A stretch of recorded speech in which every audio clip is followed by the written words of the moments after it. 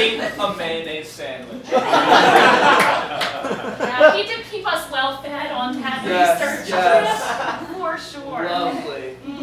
Next slide, or do we want to go into another? Yeah, very. Another slide. Now let's just go to another slide. Absolutely. So this is the shot where we actually saw the possum trying to cross the road. Yes. Yes, and as you can see from the facial expression, this possum is terrified. You can clearly see. Yes. Everyone else is telling her to stop, but she's got such gumption, you know. Yeah. And Aaron was driving by, just happened to be there. Absolutely. And as we found, some of their adaptive qualities here were to form a train across the road. So you can see these other two kind of flanking her and like, you can do it.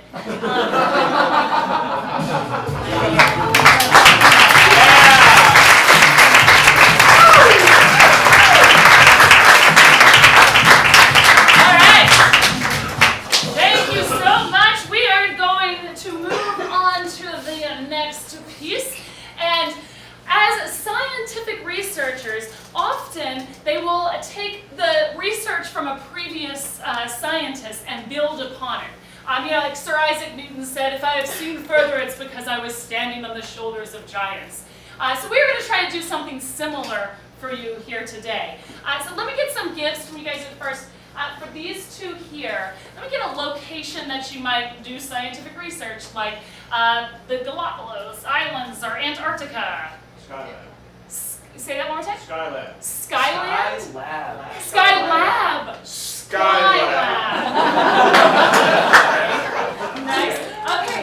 And for these two, could I get the name of a journal or a newspaper that you might catch a scientist reading on their off time, like Scientific America, or the New York Times. Scientific America. All right, Scientific America. All right, and then for these two, we've heard about songbirds and possums. What other topic, not necessarily an animal, but possibly an animal, could they be researching? Like starlight. Penguins. Penguins. Penguins. All right, let's review those. Skylab. Scientific America. Penguin. Awesome. All right, but we're going to get the scenes started, and at any point during a scene, another player can clap their hands, and the next scene will begin starting with exactly what the... And the next scene will begin starting with the exact words that were just spoken. Show me Skylab.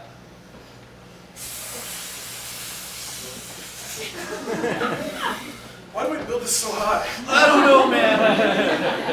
This is just like, seriously, we're still going. Like, what are we, 30,000 feet up? I'm cold. I'm a little chilly. I'm not gonna Why lie. did they put a lab all the way just in the air on like a heliport? I wonder why they didn't give us jackets to wear. I want to know why they use jackets. Here, let me just put it on your tux. There you go. You gotta get ready. They give. Okay, I'm so sorry. Yeah. Okay. Bow tie. Okay. All right.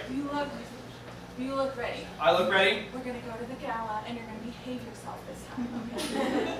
If I see some oysters, you know I'm gonna jump for them. Just take two, and then leave the rest for everybody else. Just take two and leave the rest for everyone else. You know I love pancakes, darling, but being in Canada, I just miss back home in America. I know.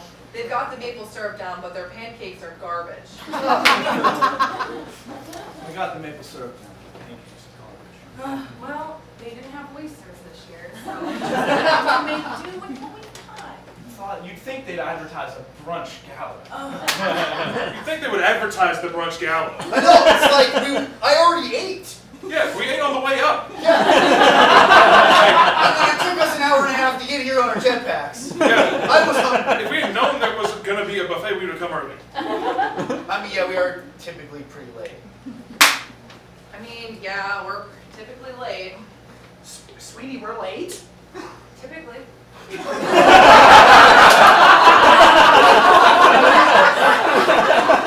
Are we late?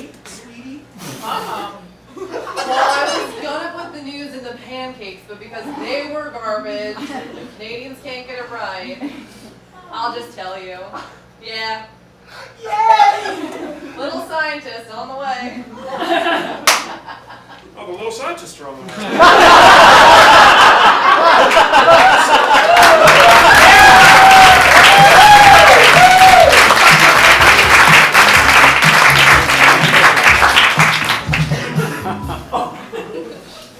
All right, everybody.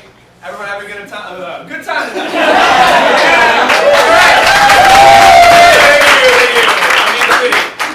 So we here at IST4K have been working on a little bit of science of our own. Reanimating bodies. We have two of them right here. I'm going to need 2 volunteers. Does anyone want to come join us on stage? We got one right here. You won't have to say a word. All you'll have to do is some physical stuff. All right, we got 2. Come on up. Give a round of applause. Noah? Bridget. So we have reanimated these bodies, but they cannot move. All they can do is speak, think like normal people. So what we'll need you to do is move them and put them in any crazy location you want. So to gently move them, gently move their arm, and they'll stay there until you move it back down. Gently move their heads with both hands. If you want them to take a step, gently tap them on the back of the leg. Take a step back. If you want them to take a step back, in front of the leg, take a step back. So, can I get you to put them in any crazy positions that you want them to start out in? And from you all, I will need an object that you can find on a desk. Stapler. Stapler. Show me stapler.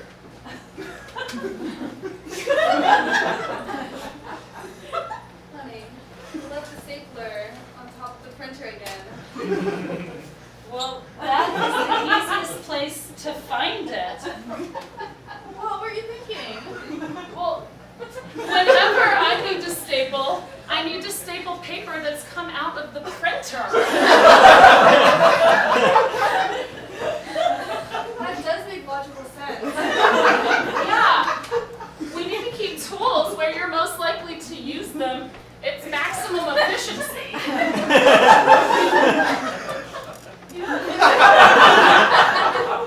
And you know how much I love efficiency. Love the way you think. Uh-huh. And I love the way you put objects on top of other objects Uh-huh. in completely, possibly inefficient ways, but also efficient ways. You know that there's a function that you staple it without having to staple it by hand, right? There's a staple? An automatic staple gun? And we don't own it? Yeah. Oh, You just press the staple paper button on the computer. Oh. And it does it for you. I must have one of these. Maybe I'll buy you one. That's the sexiest thing you've ever said.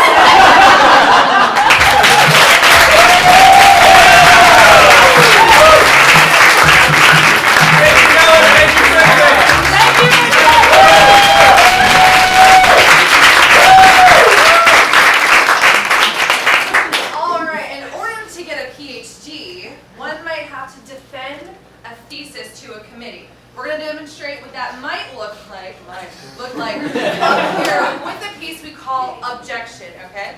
We're going to have one cast member come up here, and since we have Kate who gave us her great research, they're going to start with Kate's research, defending their thesis. And then the committee at any time can object. I, the committee chair, get to say approve or deny. At the end of 1 minute, I'm prepared, 1 minute, the person standing here defending their thesis will win their candidacy. Oh yeah. We're going to start with Camille. And I'm going to queue up 1 minute. Oh, I was already prepared. You ready to go? Ready to go. Time starts now.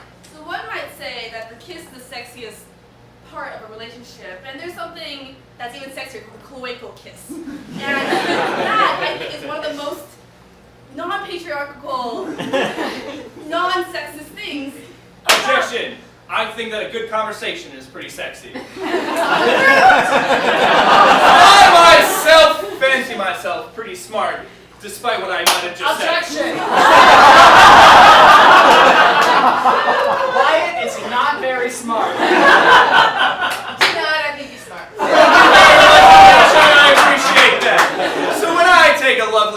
out on the town. Objection! White is not taking a lovely lady out in a very long time. I approve that.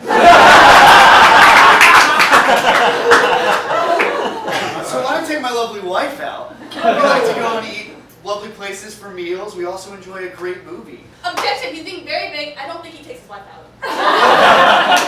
Approved. I like to take my partners out to. It's a place called Moss Tacos. It has amazing tacos, and Objection. It does not have amazing time.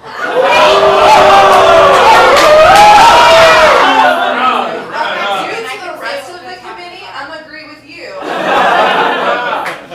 Moss Tacos, let me tell you, is not the best taco place. If you're gonna go and get taco, it's gonna be a classic that you can get anywhere on the Objection. road. It's at least better than Taco Bell. Debatable. You can get it anywhere on the road, and that place is Taco Bell. Taco Bell has unlimited budget for anything that you want. Objection! Taco Bell's real expensive if you eat a lot of it. So I actually used to work at Taco Bell.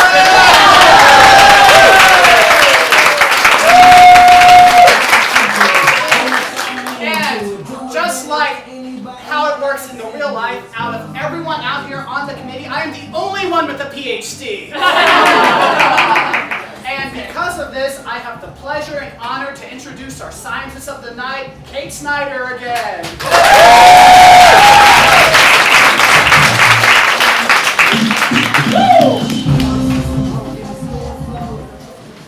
Okay, so where we left off was birds that experience stress early in life don't learn as well.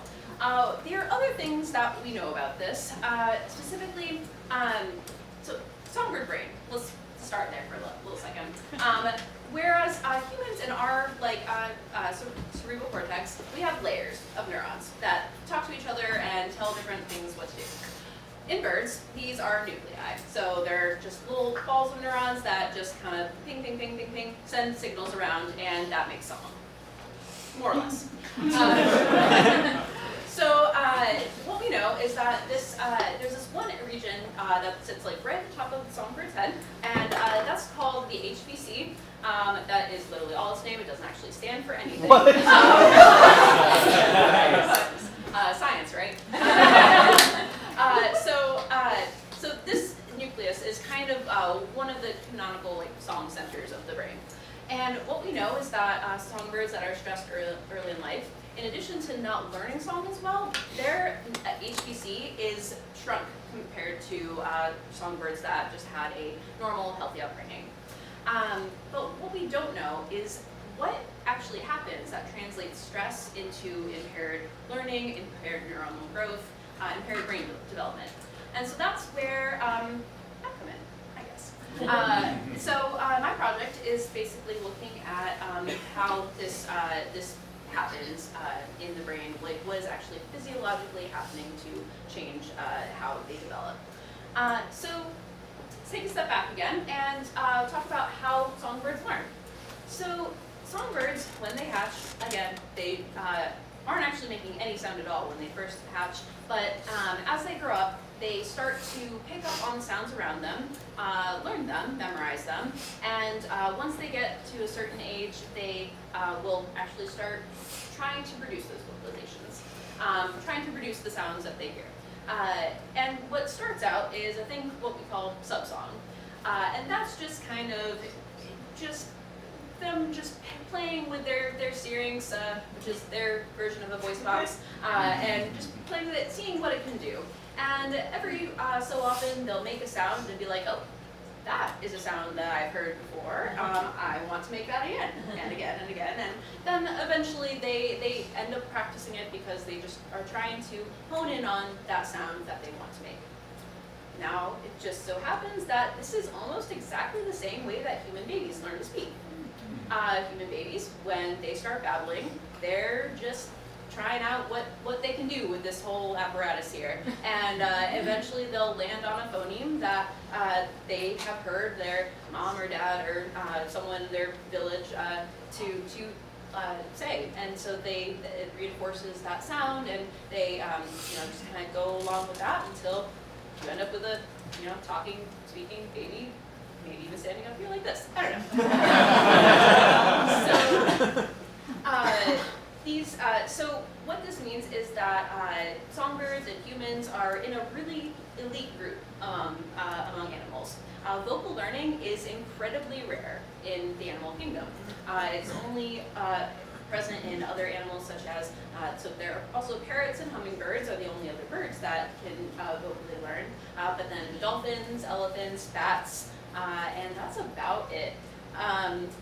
There are no other primates that even can vocally learn, so we're like the only ones in our little evolutionary group.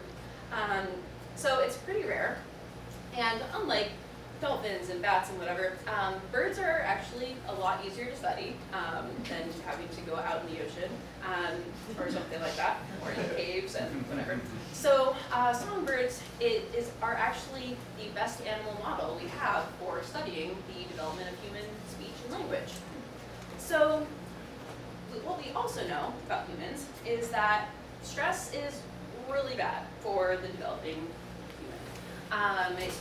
Recently, the American Association of Pediatricians, or maybe it's the American Pediatric Association, one of them's kind of bunk, one of them's real.